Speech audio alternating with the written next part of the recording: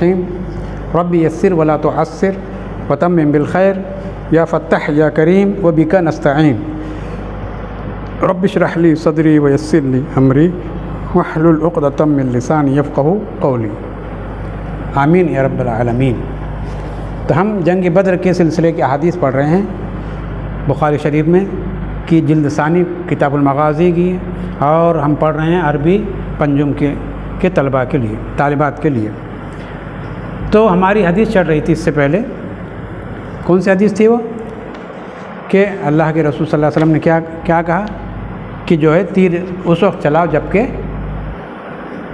दुश्मन जो है अपने करीब आ जाए, उस वक्त तीर चलाएं, है ना। ये कहा अल्लाह के रसूल, ताकि तुम्हारी तीरें जो है ज़ाय ना हो और दुश्मन का ज़्यादा से ज़्यादा नुकसान हो।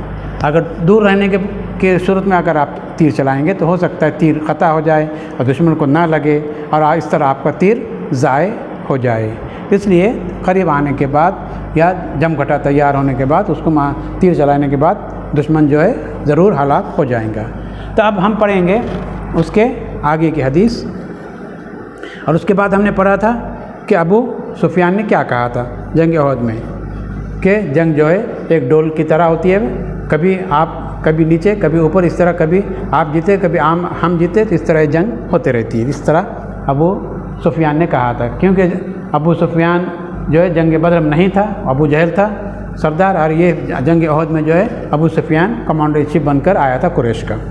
तो उस वक्त मुसलमानों को ज़्यादा नुकसान हुआ था, मुसलमानों के 70 मुसलमान शहीद हुए थे। तो उस वक्त उसने फ़ख्रिया तौर पे ये कहा कि जंग जो है क्या होता है, सिजाल होता है, यानी डोल होती है। तब हम आगे की हदीस पढ़ेंगे। अब हदीस है हद्दसनी मुहम्मद इब्न आला, हद्दसनी मुहम्मद इब्न आला क़ाला हद्दसना अबू उसामा क़ाला हद्दसना अबू उसामा अन बुरैदिन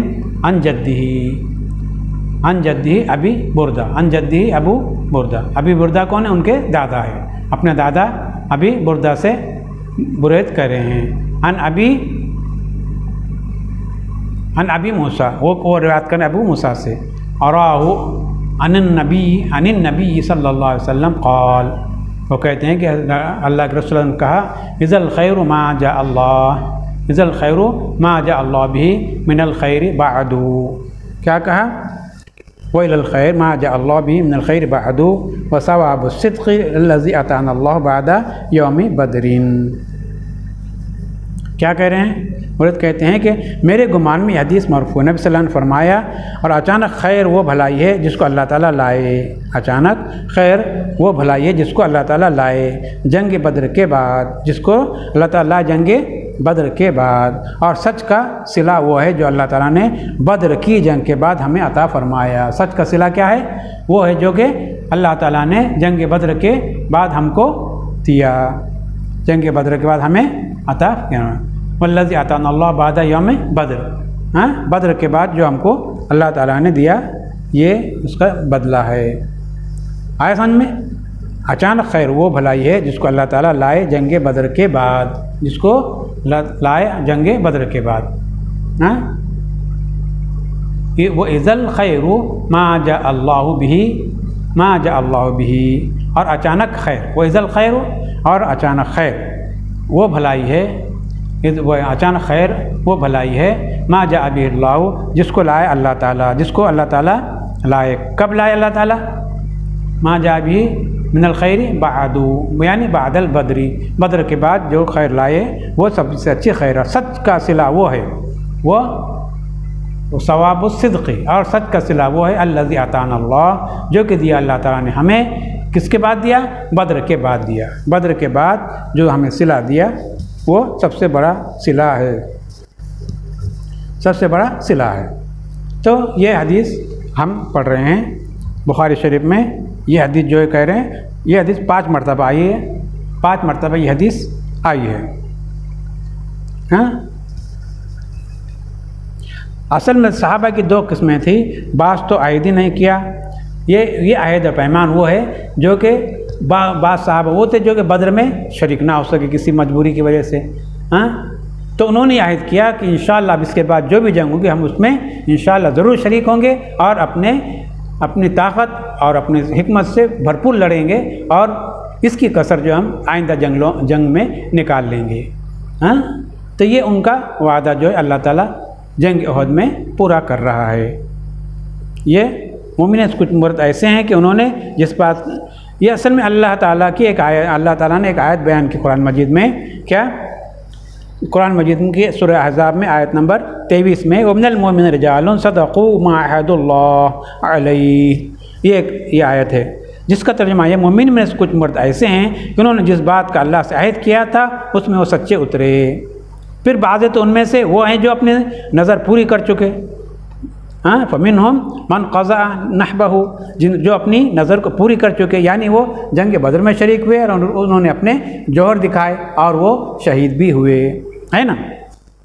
तो बाज़ वो है जो अपनी नज़र पूरी कर चुके और बाज़ उनमें मुश्ताक है, बाज़ वो है जो बच गए या जो शरीक ना हो सके वो रह गए दूसरी टोली के, यानी जो शरीक तो हुए जंग बदर लेकिन शहीद नहीं हुए बल्कि ज़िंदा आकर गाजी बनकर ज़िंदा लौटे। और या बाज़ वो सहाबा थे जो कि जंग बदर में भी किसी मजबूरी के शरीक नहीं हो सके थे, तो उनके दिल में एक तड़प थी, एक आरज़ू थी कि अल्लाह ताला इसके बाद अगर कोई मौका आए, इसके बाद अगर कोई जंग हुए तो उसमें भरपूर अच्छी तरीके से उसमें हिस्सा लेंगे और अपने बहादुरी के जो है उसमें करतब दिखाएंगे और अपनी पूरी क़ुव्वत और दानी और ताकत से उसमें लड़के अपने जौहर दिखाएंगे। ये उनकी तमन्ना और उनकी आरज़ू थी। तो ये आरज़ू और ये तमन्ना अल्लाह ताला उनकी पूरा करते, ये इसी की तरफ इशारा करेंगे अल्लाह ताला उनकी आरज़ुओं को पूरा करेगा। एक तो पूरी हो गई जंग बदर में शहीद होकर शहादत जिनको मिली, और दूसरे वो जो गाजी बनकर जो लौटे, बहादुर बनकर जो लौटे, उनको फिर दूसरे से फिर जंग में शिरकत का मौका मिलेगा। और जो जंग बदर में शरीक ही नहीं हो सके शुरू से किसी तरह से, तो उन्हें फिर से जंग में शरीक होने का और अपने बहादुरी के सिक्का जमाने का उनको फिर से मौका मिला जाएगा। तो ये उसी की आयत की तरफ और उसी की तरफ ये इशारा है इस हदीस में। क्या है वो हदीस, ये क्या है वो आयत? वही है कि अहदुल्लाह अलैहि फमिनहुम मन क़ज़ा नहबहु व मिनहुम मन यंतज़िर, और उनमें से बाज़ टुकड़ी और बाज़ गुरोह ऐसे हैं जो कि इंतज़ार कर रहे हैं कोई और जंग हो जाए तो हम उसमें अपनी बहादुरी बताएंगे और इस्लाम की तरफ से खूब दिलो जान से लड़ेंगे। वमा बद्दलू तब्दीला, और अल्लाह ताला बाज़ उनमें और उन्होंने ज़रा तग़य्युर तबद्दुल नहीं किया। असल में साहबा की दो किस्में थी, बाज़ ने तो आहिद ही नहीं किया था और बिलाहिदी साबित कदम रहे, और बाज़ ने आहिद किया था। जैसे हज़रत अनस बिन अज़र रज़ियल्लाहु अन्हु है कि उनके साथी ये हज़रात ग़ज़वा बदर में शरीक नहीं हो सके थे। हज़रत अनस बिन अज़र उनको उसका अफसोस था कि वह शरीक नहीं हो सके। उन्होंने आयद किया था कि अब अगर कोई मौका आएगा तो उसमें वो जो है शरीक होंगे और जान तोड़ कोशिश करेंगे और इस्लाम के लिए अपनी जान कुर्बान कर देंगे। कौन थे ये? हज़रत अनस बिन अज़र। और वह किसी हाल में इस जंग में मुँह नहीं मोड़ेंगे। हाँ, बस वो बदर में जो शहीद हुए और जो ज़िंदा रहे सब इस आयत का मिज़दाक़ है। बस जंग उहद में जो हज़रात शहीद हुए और जो हज़रात ज़िंदा रहे वो सब भी इस आयत का मिज़दाक़ है। और ये हदीस जो है 5 मरतबा इमाम बुखारी ने इसको नक़ल किया है। आगे भी हदीस आएंगी लेकिन ये सबसे मुख्तसर है। आइंदा जो आएंगी वो मुस्लिम शरीफ में इसकी बहुत तफसीर है। मुस्लिम शरीफ में ये हदीस जो है मुफस्सल रिवायत है। नबी करीम सल्लल्लाहु अलैहि वसल्लम जंग उहद से पहले एक ख्वाब देखा था। जंग उहद से पहले आप सल्लल्लाहु अलैहि वसल्लम ने एक ख्वाब देखा था। उसमें आपको 4 मनाजिर नज़र आए। 4 मनाजिर आपको उसमें दिखाए गए थे। कब? जंग उहद से पहले। नंबर 1, आपके हाथ में जुल्फ़िकार तलवार थी, आपने उसको हिलाया तो उसका अगला हिस्सा टूट गया। नबी करीम सल्लल्लाहु अलैहि वसल्लम को ख्वाब में ये बात नागवार मालूम हुई कि तलवार का हिस्सा टूट जाए, ये नागवार आपको महसूस हुआ। दूसरी चीज़, फिर आपसे कहा गया या रसूलल्लाह 2 बार तलवार हिलाएँ, 2 बार तलवार हाथ में लेकर उसको हिलाएँ, बस वो पहले से ज़्यादा अच्छी हो गई। पहले से भी ज़्यादा वो तलवार क्या हो गई? अच्छी हुई। ये आपको ख्वाब में दिखाया गया। चलिए, और उसके बाद नंबर 3, आपने इसी ख्वाब में एक गाय देखी, जो ज़बह की जा रही थी। ये तीसरा ख्वाब हुआ। तीसरी बात हुई जो ख्वाब में आपको आप सल्लल्लाहु अलैहि वसल्लम को बतलाया गया। आपको मालूम है कि अम्बिया का ख्वाब क्या होता है? सच्चा होता है, झूठा नहीं होता। अम्बिया के ख्वाब क्या होते हैं? वो हमारे आपकी तरह नहीं होते, बल्कि अम्बिया के ख्वाब भी एक वही की ये एक किस्म है, वही की एक किस्म क्या ख्वाब है। जिस तरह हज़रत इब्राहीम अलैहिस्सलाम को ख्वाब में बताया गया तो वो क्या थी, एक वही की एक किस्म है। तो अंबिया किराम के पास वही जो आती है उसकी कई अक़साम में से एक किस्म क्या है, ख्वाब है।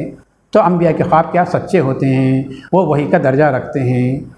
तो ये बात आपको ज़हन नशीन कर लेना चाहिए। तो जंग अहद से पहले भी आपको ये तमाम बातें बताई गई थी। पहले आपको ये बताया गया कि आप जो ज़ुल्फ़िकार हिला रहे हैं तलवार जो कि टूट गई, आप उससे अफसरदा हुए। उसके बाद आपसे कहा गया कि तलवार उठाइए, अब फिर से हिलाइए। आपने वो तलवार अपने हाथ में ली, फिर से हिलाया तो वो पहले से भी ज़्यादा बेहतर हालत में हो गई। हाँ, फिर एक चीज़ और दिखाई कि आप जो है गाय ज़बह कर रहे हैं। हाँ, आपने गाय देखी जो कि ज़बह की जा रही थी, गाय देखी जो ज़बह की रही है। उस वक्त ज़बान मुबारक से अल्लाह खैर निकला, यानी अल्लाह बेहतर है, यानी अल्लाह बेहतर है। तो ये तीसरी किस्म थी कि आपके ज़बान मुबारक से क्या निकला, अल्लाह खैर, यानी अल्लाह बेहतर है। तो ताबीर इसकी ये है कि पहले मंजिल की ताबीर वो शिकस्त थी जंग अहद के शुरू में पेश आई। तलवार जो आपकी गिरी उसका मतलब और ताबीर ये है कि आपको जंग अहद में पहली मर्तबा जो है आपको शिकस्त होंगी।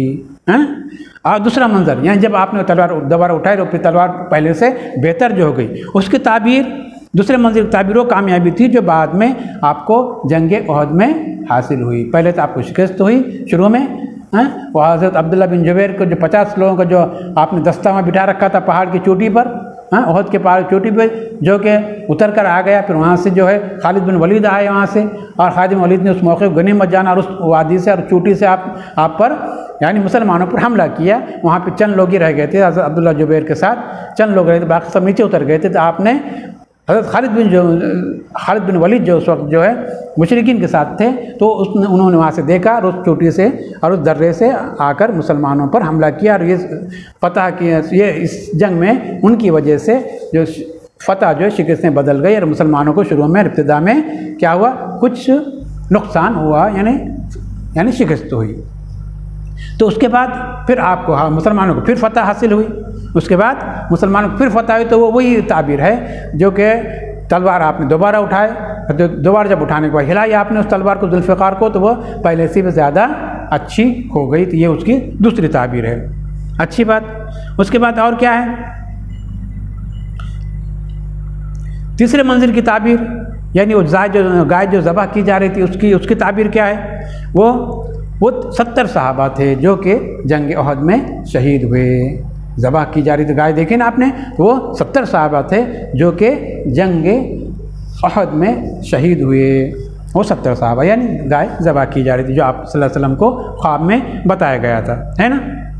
अच्छा, जो उस वक्त ज़बान मुबारक से अल्लाह खैर निकला, उसकी ताबीर भी भलाई थी जिससे अल्लाह ताला ने जंग अहद में हमकिनार किया, यानी सच का सिला था जो जंग बदर के बाद अल्लाह ताला ने सहाबा को जंग अहद में अता फरमाया। उसके बाद सहाबा कराम को यानी मुसलमानों को फतह हासिल हुई जंग अहद में। तो उसके ऊपर वो अल्लाह के रसूल की ज़बान से वो खिला गया अल्लाह खैर बोलकर। क्या है, अल्लाह खैर, जो आपके ज़बान से निकला। तो वो यानी शिकस्त के बाद, नुकसान के बाद फिर आपको फतह हासिल हुई मुसलमानों को। तो उसके ऊपर अल्लाह का आपने शुक्र अदा किया अल्लाह के रसूल ने कि और क्या है कि अल्लाह खैर, कि अल्लाह जो कुछ करता है वो खैर करता है, वो सच्चाई का सिला है। और वो सच्चाई का सिला जो कि जंग अहद में शहदा की शक्ल में मुसलमानों को मिला।